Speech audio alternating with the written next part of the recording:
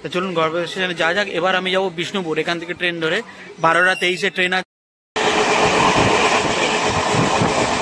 বিষ্ণুপুরে চলে আসলাম।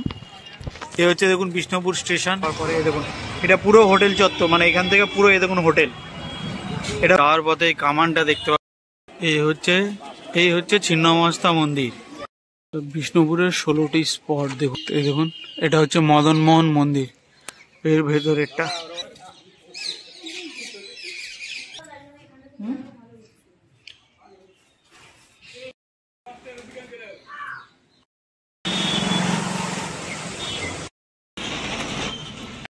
টোটো ধরে ওখান থেকে মানে গনগনি থেকে মেন রোড আসলাম, হেঁটেই আসলাম, ওটা 1 কিলোমিটার আছে।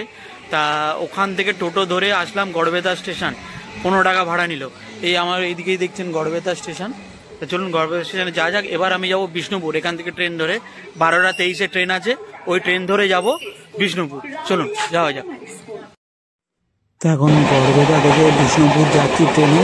তা জয়পুর জঙ্গলের মধ্যে দিয়ে দেখুন যে সিনিক বিউটিটা দেখার জন্য সবাই আসে। এই ট্রেন জার্নিটার সবচেয়ে বেস্ট জার্নি হচ্ছে এটা। গড়বেতা থেকে বিষ্ণুপুর যাওয়ার সময় জয়পুর জঙ্গল, এরকম চারিদিকে জঙ্গল আর মাঝখানে রেল লাইন, অসাধারণ প্রকৃতি। দেখুন কি সুন্দর প্রকৃতি, মানে খুবই ভালো লাগবে। এই ট্রেন জার্নিটা আপনারা পারলে করবেন। আর এটা বাংলার টপ ট্রেন জার্নির মধ্যে কিন্তু পড়ে, অসাধারণ। চলুন আবার বিষ্ণুপুর স্টেশনে গিয়ে কথা বলছি। আমি এই মুহূর্তে বিষ্ণুপুরে চলে আসলাম। এ হচ্ছে দেখুন বিষ্ণুপুর স্টেশন বাইরের দিকটা। তো এখন আমি প্রথমে যাব ছিন্নমস্তা মন্দির, এখানে ওই সামনে গিয়ে টোটো ধরবো ছিন্নমস্তা মন্দির। তো চলুন যাই। তো আমি এখন আছি লালবাগ বিষ্ণুপুর, এখানে দেখুন হোটেল। এই হোটেলগুলো আপনারা পাবেন, hotel heritage. Phone number details আমি সব বলে দিচ্ছি যাওয়ার পরে। দেখুন এটা পুরো হোটেল চত্বর, মানে এখান থেকে পুরো এই দেখুন হোটেল। এটা হচ্ছে ছিন্নমস্তা মন্দির, যাব সেই রাস্তা। তো যাওয়ার পথে এই কামানটা দেখতে পাবেন, ছিন্নমস্তা মন্দির যাওয়ার আগে এই কামানটা লক্ষ্য করবেন। দেখুন এই হচ্ছে ছিন্নমস্তা মন্দির। দেখুন ভেতরে মোবাইল অ্যালাউ নেই, তো বাইরে দিয়ে আপনাদের মন্দিরটা দেখাচ্ছি।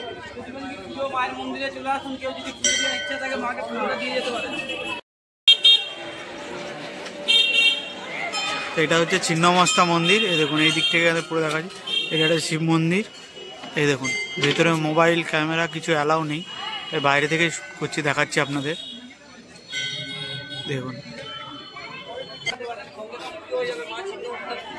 তা আমার ভাগ্যটা খুবই ভালো, আমি মন্দিরের ভেতরে গর্ভগৃহের ভেতরে দেখুন ছবি তুলছি।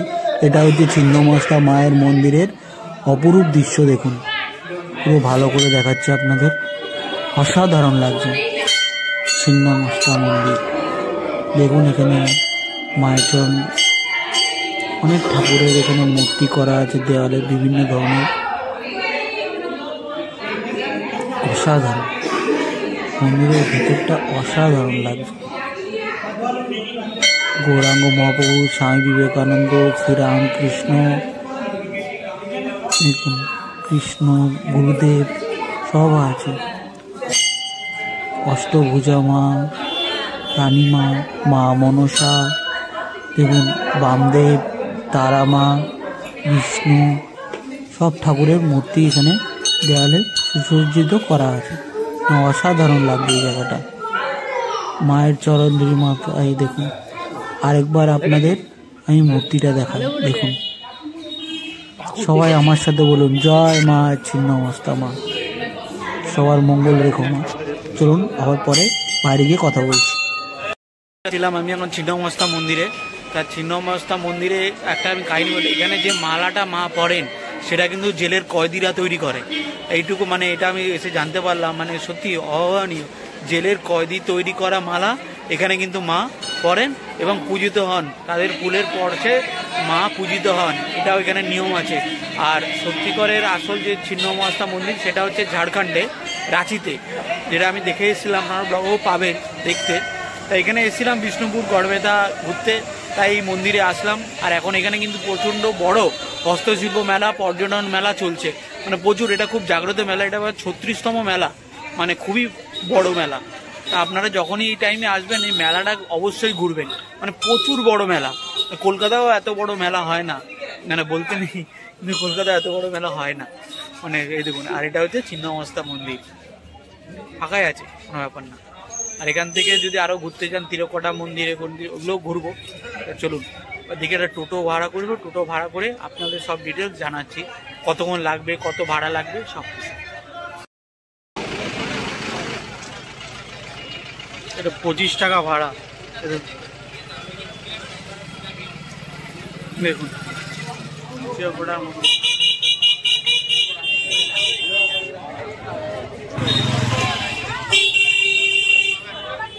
আমি আর ভেতরে ঢুকছি না, বাইরে দিয়ে দেখাচ্ছি, কেন আমার আরো দুটো স্পট মদনমোহন মন্দিরও দেখতে হবে।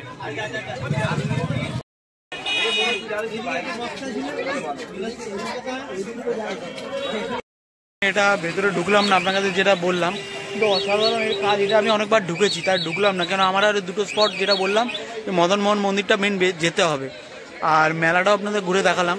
তো চলুন এখন মদনমোহন মন্দিরে গিয়ে আবার কথা বলছি।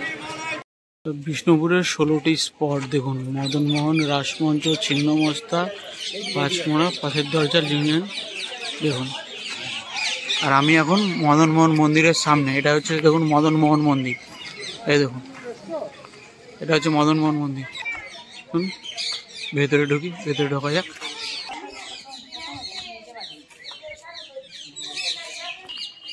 এই দেখুন এটা হচ্ছে মদনমোহন মন্দির, এর ভেতরেরটা।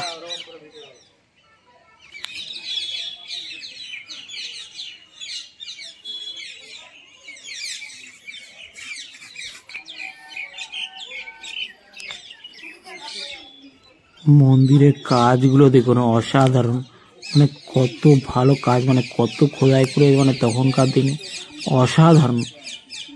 চলুন এবার আপনাদের ভেতরে গিয়ে রাধাকৃষ্ণ মূর্তিটা দর্শন করায়। অসাধারণ দেখুন, কৃষ্ণ আর রাধা, অসাধারণ লাগছে। সাজিয়েছেও ভালো এই জায়গাটা, অসাধারণ। আর বাইরের কাজগুলো তো আপনাদের দেখালামই, অসাধারণ, খুব সুন্দর লাগছে। দেখুন ওপরে দেখুন, মানে এত পুরনো হয়ে গেছে, বোঝার উপায় নেই যে এত পুরনো জিনিস এখনো এত সুন্দর আছে।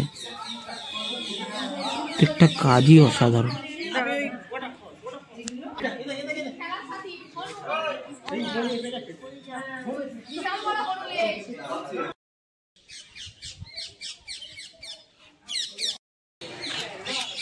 মদনমোহন মন্দির দর্শন করা হয়ে গেল, অসাধারণ। কৃষ্ণরা যেটা দেখালাম, এখানে কিন্তু ভিডিও অ্যালাউ আছে, খুব ভালো লাগলো।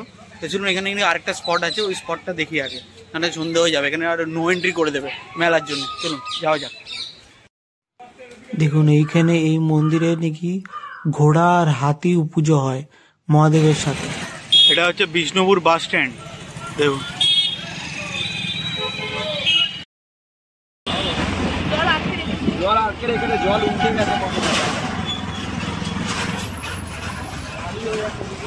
তো আমরা এখন দুর্গাপুর ব্যারেজের ওপর দিয়ে যাচ্ছি, দুর্গাপুর ব্যারেজে নামলাম।